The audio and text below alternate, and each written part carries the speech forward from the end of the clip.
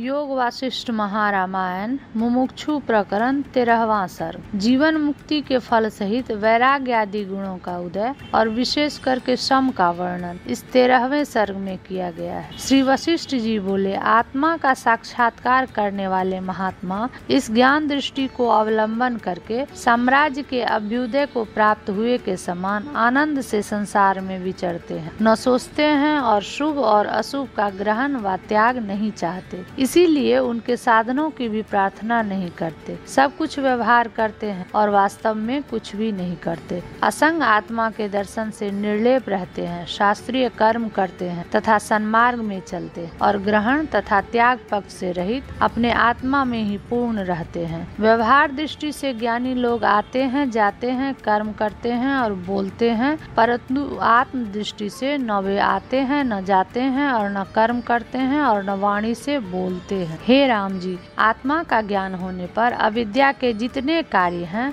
और असत्य में जो सत्य दृष्टि है और हृदय की जो सब ग्रंथियां हैं वे हे और उपादेय न रहने से नष्ट हो जाती है। हे राम जी, आत्मज्ञान से जिसकी संपूर्ण इच्छा व चेष्टा निवृत्त हो गई है और जिसकी मन की वृत्ति सदा शांत ब्रह्माकार है, उसके ऊपर चंद्रमा के बिंब में स्थित स्वर्गीय पुरुष के समान चारों ओर से सुख की वृष्टि होती है। जो पुरुष कौतुक और विषय के मनन से रहित होने से विक्षेप शून्य है, उसके आत्मा में आनंद ऐसे नहीं समाता जैसे चंद्रमा में अमृत। इंद्रजाल के समान माया जनित विक्षेप उसको नहीं सताते और वह वासना के हेतु कर्म की ओर नहीं दौड़ता। बालक के समान चंचलता को छोड़ के अनादि सिद्ध आत्म सुख को प्रथम से ही शोभित करता है। हे राम जी, इस प्रकार की वृत्तियां केवल आत्म तत्व के दर्शन से ही मिलती है और किसी रीति से नहीं। इसलिए हे राम जी, जब तक शरीर में प्राण रहे तब तक आत्मा का श्रवण,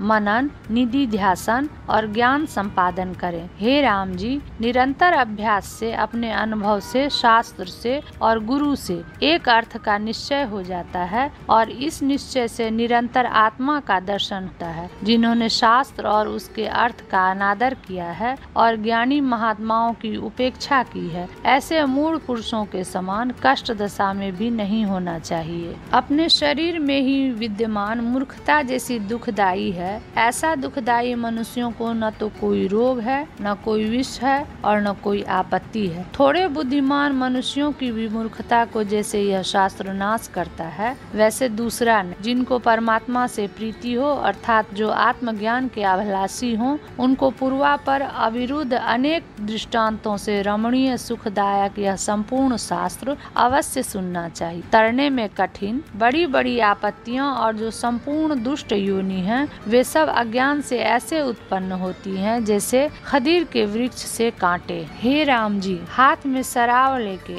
गलियों में जाके चंडाल के घर में भिक्षा मांगना उत्तम है, परंतु अज्ञान से नष्ट जीवन उत्तम नहीं। भयंकर अंधकार युक्त कूप में अथवा वृक्षों के कोटरों में व अन्य एकांत देश में अंध कीट होना उत्तम है, परंतु मनुष्य जन्म में अति दुखदायी अज्ञान उत्तम नहीं। मोक्षों पाय रूप इस प्रकाश को मनुष्य पाकर मृत्यु का द्वार अज्ञान रूपी मूर्छा के अंधकार से कोई अंधा नहीं होता, अर्थात सदा ज्ञान प्रकाश युक्त रहता है। तृष्णा रूपी रात्रि मनुष्य रूपी कमल को तभी तक संकुचित करती है जब तक मनुष्य के हृदय में विवेक रूपी सूर्य का निर्मल प्रकाश उदय नहीं होता। हे राघव, संसार के दुख की निवृत्ति के लिए मेरे समान बंधु से गुरु और शास्त्रों के प्रमाण के अनुकूल अपने आत्मा का स्वरूप जानकर अन्य महर्षिगण विष्णु और शिव आदि के समान जीवन मुक्त होकर जैसे संसार में विचरते हैं, ऐसे ही आप भी अपने आत्मा स्वरूप को जानकर आनंद से विचरो। इस संसार में दुख तो अनंत हैं और सुख तृण के समान भी नहीं, इसलिए दुखदायी जो संसार के पदार्थ हैं उनमें सुख की दृष्टि करना उचित नहीं है। बुद्धिमान पुरुष को उचित है कि पुरुषार्थ की सिद्धि के लिए जिससे दुख रहित अनंत आत्म पद की प्राप्ति हो, उस ज्ञान को प्राप्त करे। वे ही उत्तम पुरुष पुरुषार्थ के भागी हैं कि जिनका मन सबसे उत्तम जो आत्म पद है उसमें चिंता रहित होके लगा है। जो पुरुष राज्य आदि के भोग मात्र से संतुष्ट हैं, उन दुष्ट जीवों को अंधकूप के मेढक समझो। जो मूढ़ जन ठगने वाले अंत में दुखदायी अति तुच्छ पाप जनक ऊपर से मित्र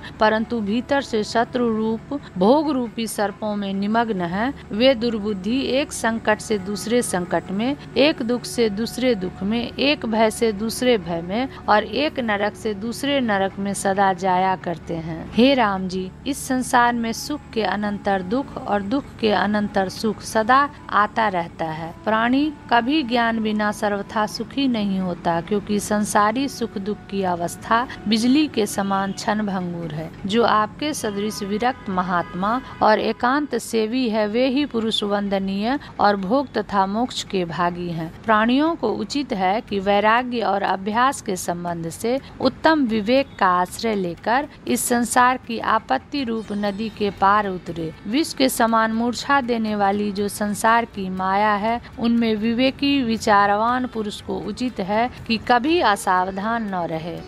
जो पुरुष इस संसार में आके इससे असावधान रहता है, अर्थात आत्मज्ञान नहीं संपादन करता, वह मानो जलते गृह में तृण के बिछौने पर निश्चिंत होकर सोता है, जहाँ पर जाकर मनुष्य पुनः संसार में नहीं आता और जिसको पाकर सोच नहीं करता। वह पद केवल ज्ञान से मिलता है और उसके होने में कोई संदेह नहीं है, क्योंकि जो कहता है कि ब्रह्म नहीं है, वह मानो अपना ही होना निषेध करता है। यह श्रुति है। यदि तुमको आत्मा के होने में संदेह है तो विचार से तुम्हारी क्या हानि है, और यदि है तो विचार पूर्वक उसके ज्ञान में तुम संसार समुद्र से पार हो जाओगे। जिस समय मनुष्य मोक्ष के उपाय के विचार में प्रवृत्त होता है, उसी समय वह मोक्ष का भागी हो जाता है।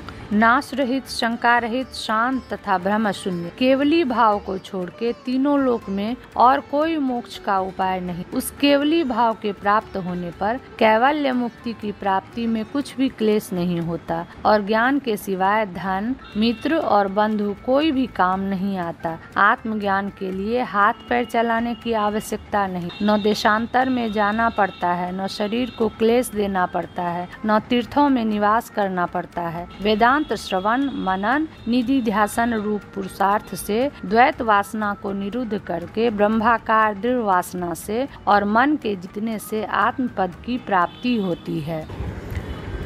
देह तथा इंद्रिय आदि को आत्मा से पृथक जानने से, विचार तथा एकांत सेवन से और दुखों के मूल जो विषय जाल हैं, उनके त्याग से मनुष्य को ब्रह्म पद की प्राप्ति होती है। सुखासन पर बैठकर और स्वयं ब्रह्म का विचार करने से जो ब्रह्म पद को प्राप्त होता है, वह सोच के योग्य नहीं रहता और पुनः इस संसार में नहीं आता। महात्मा जन ब्रह्मानंद की प्राप्ति को ही समस्त आनंदों की परमावधि कहते हैं और उसी से ध्यान करने वाले योगियों को सर्वोत्तम तथा अनिर्वचनीय आनंद रस की प्राप्ति होती है। मनुष्य लोक तथा देवलोक के सब पदार्थ नाशवान हैं, इसलिए जैसे मृग तृष्णा में जल नहीं है, ऐसे ही इन दोनों लोकों के पदार्थों में सुख का लेस भी नहीं है।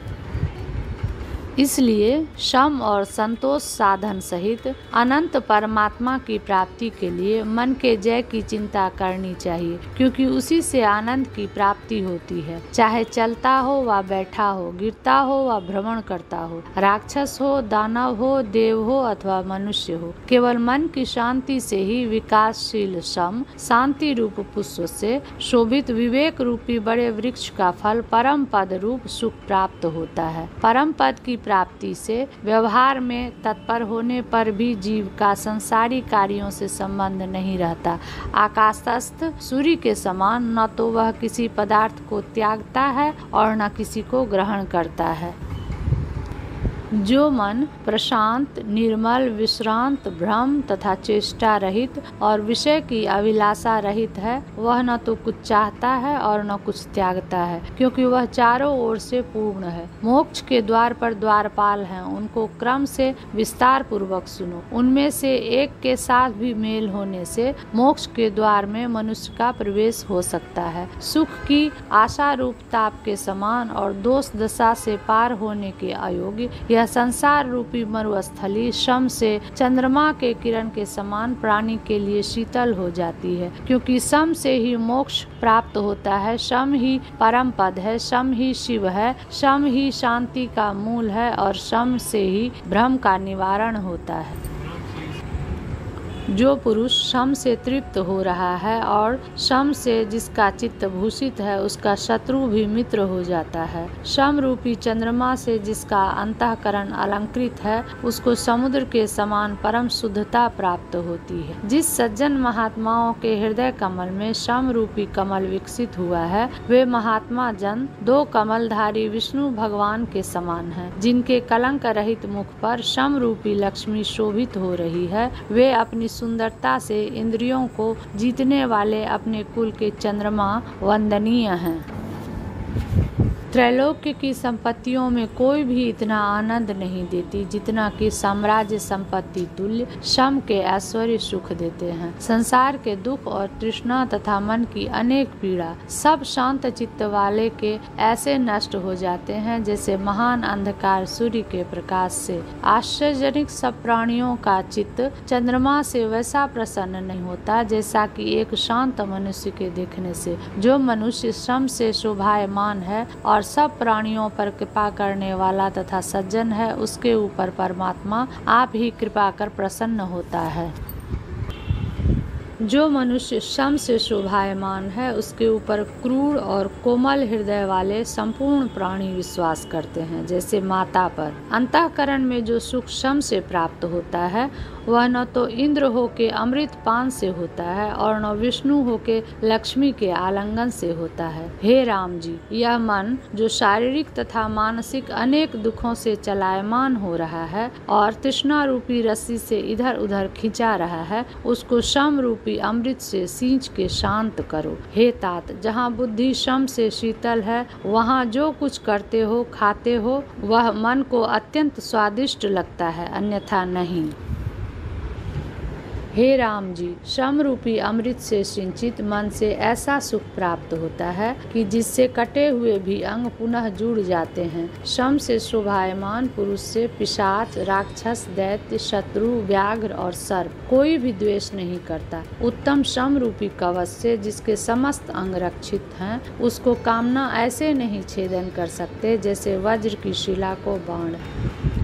अपने राजमहल में विराजमान राजा वैसा शोभित नहीं होता जैसा शम से शोभायमान स्वच्छ और समान बुद्धि से साधारण पुरुष शोभित होते हैं। प्राण से भी प्रियजन को देखकर मनुष्य वैसा प्रसन्न और शांत नहीं होता जैसा सम युक्त अंतःकरण वाले पुरुष को देखकर होता है। समता युक्त सब मनुष्यों से प्रशंसित शम से शोभायमान वृत्ति से इस संसार में जो उत्तम व्यवहार करता है उसी का जीवन सफल है, दूसरे का नहीं। नम्रता युक्त शांत चित्त होके साधु पुरुष जो कार्य करता है वही सबको प्रशंसनीय होता है और सब प्राणी मात्र उसके वश में रहते हैं। जो शुभ व अशुभ पदार्थ को सुनकर, स्पर्श करके, देखकर, भोजन करके और स्नान कर न प्रसन्न होता है और न ग्लानि को प्राप्त होता है उसको शांत कहते हैं।